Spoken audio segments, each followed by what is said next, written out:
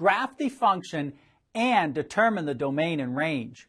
G of x equals x squared minus 1. Well, do notice that it is a quadratic function because of the x squared. Let's begin this by creating a table. Let's select values for x of -2, 1, 0, 1, and 2. Substituting -2 here, we have -2 quantity squared, which would be 4. 4 minus 1, 3.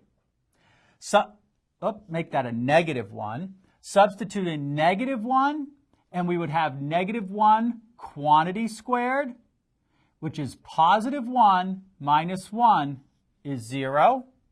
Substitute in 0. 0 squared minus 1 is -1. Substitute in +1. 1 squared is 1. 1 minus 1 is 0.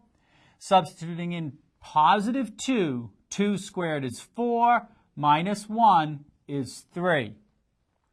Let's draw a set of axes.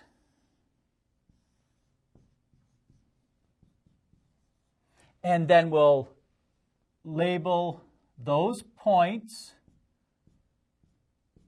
We have -2, 3. We have -1, 0. We have 0, -1. Just to give us our reference. And now we have 1, 0. And we have 2, 3.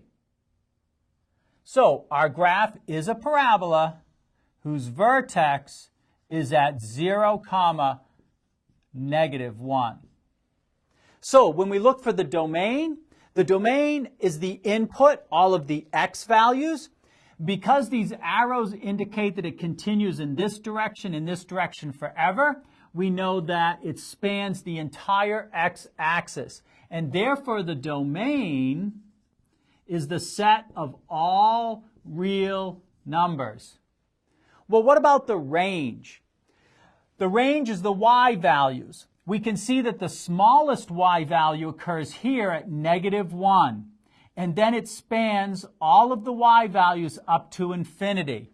So the range would be the set of y values such that y is greater than or equal to -1. And in interval notation, we would write that as including -1 going through infinity.